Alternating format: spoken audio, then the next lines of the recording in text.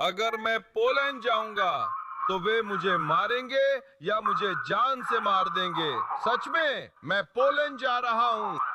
शायद जर्मनी या कहीं और जहां अच्छी जिंदगी मिले।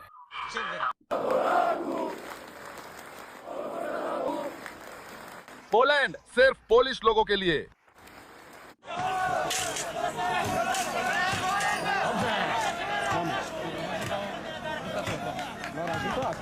अच्छा, पोलैंड जैसा बनो, बस पोलैंड जैसा बनो।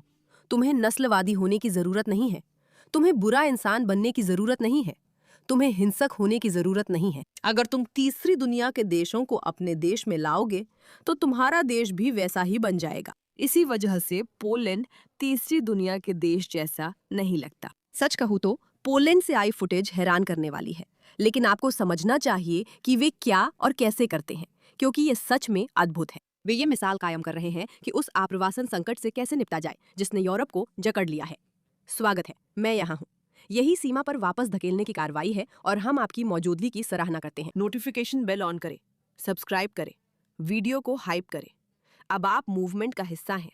हम पोलैंड की सीमा रेखा पर बेलारूस, हम पोलैंड जाना चाहते हैं पर वे जाने नहीं देते।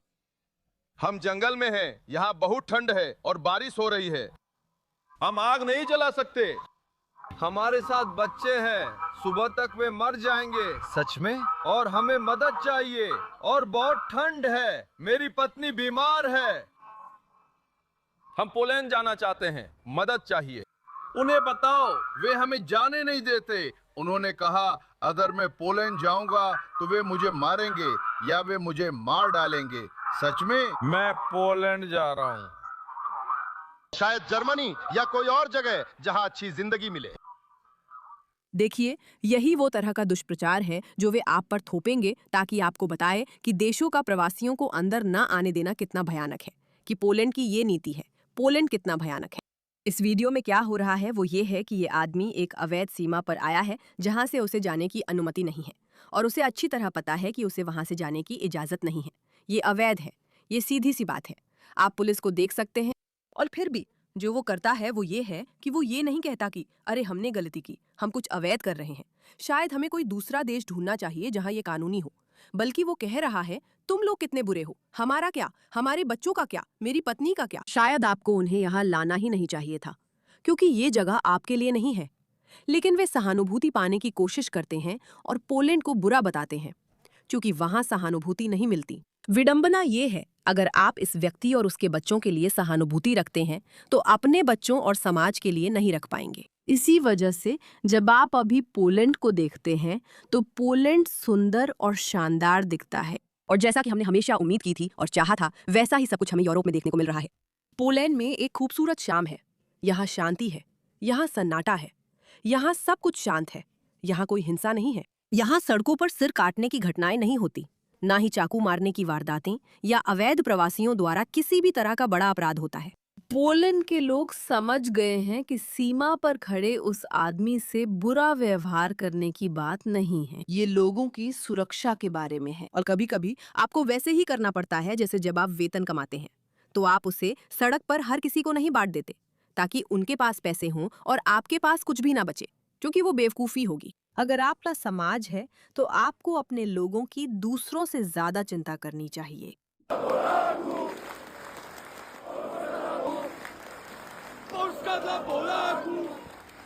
वे यहाँ कह रहे हैं कि पोलैंड पोलिश लोगों के लिए है, सही है?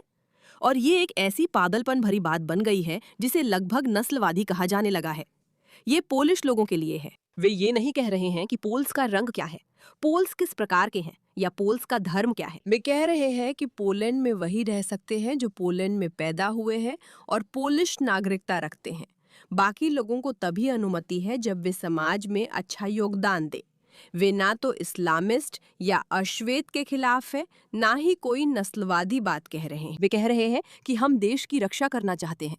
वे ऐसा कैसे कर रहे हैं, चलिए देखते हैं।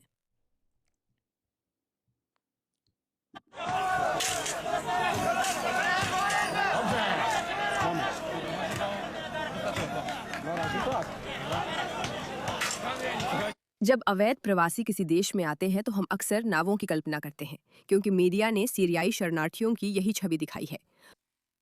वे सचमुच सीमाओं को तोड़ देते हैं। दो देशों की सीमा सुरक्षा पर असर डालती है, सिर्फ अवैध प्रवासियों के लिए नहीं। वे पुलिस की मौजूदगी में आकर कहते हैं कि हमारा अधिकार और संपत्ति है, हम आपकी संपत्ति नष्ट करेंगे। इन लोगों द्वारा किसी दूसरे देश में पहुंचने के बाद सबसे पहली चीज जो वे करते हैं वो है उस देश की संपत्ति को नष्ट करना। और मुझे लगता है कि इससे आपको सचमुच सब कुछ पता चल जाता है कि वे उस देश के साथ आगे कैसे व्यवहार करेंगे, जिसके बारे में आपको लगता है कि आपको अपने बच्चों से ज्यादा उन्हें देना चाहिए। चलिए चलते हैं।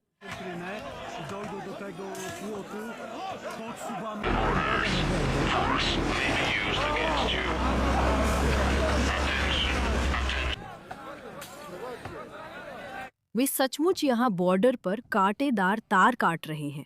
देखिए आप आपने पीछे देखिए। चलो चलते हैं।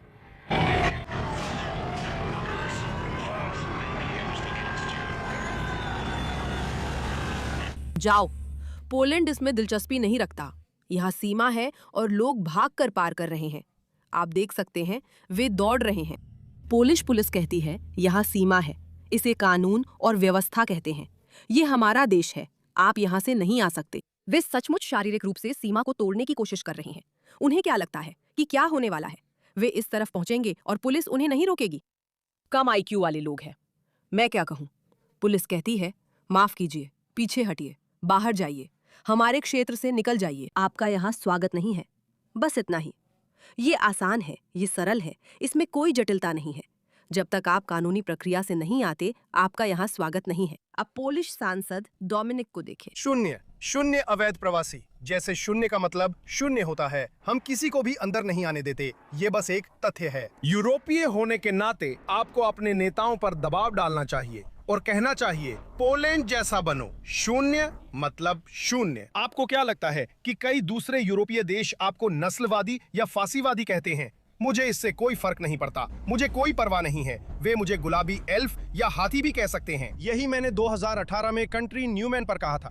वो 2018 था जब मैंने ये इंटरव्यू दिया था, जब मैंने कहा था शून्य, और सब लोग ऐसे थे। तुम ऐसा कैसे कह सकते हो? हाँ, मैं ऐसा कह सकता हूँ, मुझे कोई फर्क नहीं पड़ता। जिस चीज का आपको ध्यान रखना है वो है आपका अपना परिवार, आपका अपना देश।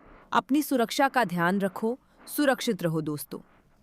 मैं डोमिनिक को जानती हूँ, जो नेता है, और मिल चुकी हूँ। मैं अभी उसे मैसेज करने वाली हूँ और कहूंगी कि मुझे इस तरह की बातें कितनी पसंद है।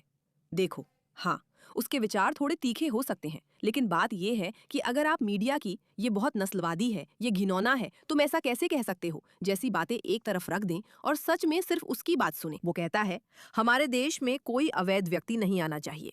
हम सिर्फ अवैध को अनुमति नहीं देते, कानूनी रूप से आने वालों को रोकते नहीं, बस एक भी अवैध व्यक्ति नहीं, जो कि कहना बिल्कुल सामान्य बात है।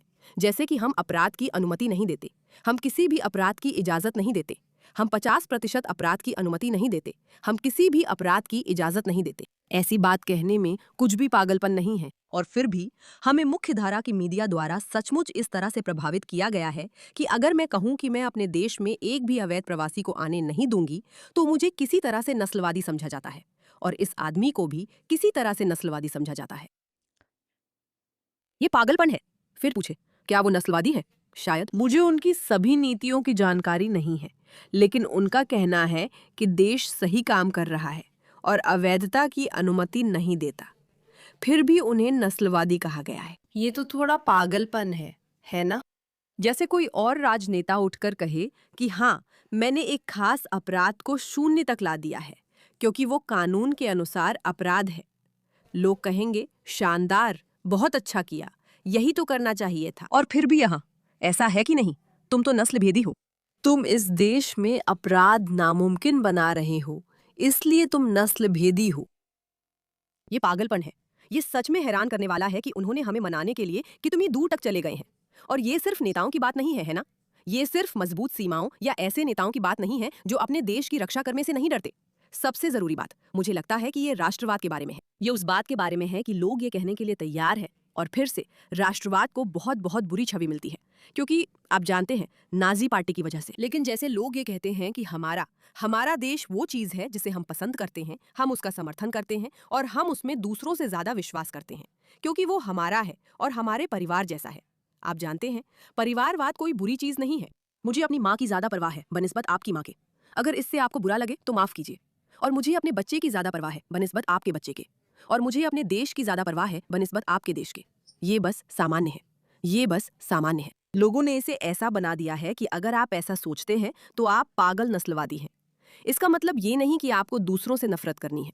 मुझे आपकी माँ से नफरत नहीं, बस मुझे लगता है मेरी माँ बेहतर है। मुझे आपके देश से नफरत नहीं, बस लगता है मेरा देश बेहतर है और उसकी रक्षा ज़रूरी है। अपनी माँ और आपकी माँ में से चुनना हो तो मैं अपनी माँ को चुनूंगी। और अगर मुझे अपने देश और आपके देश में से किसी एक को चुनना पड़े तो शायद मैं अपने देश को ही चुनूंगी। ये एकदम स्वस्थ सोच है, ये बस सामान्य है, सामान्य समझदारी है।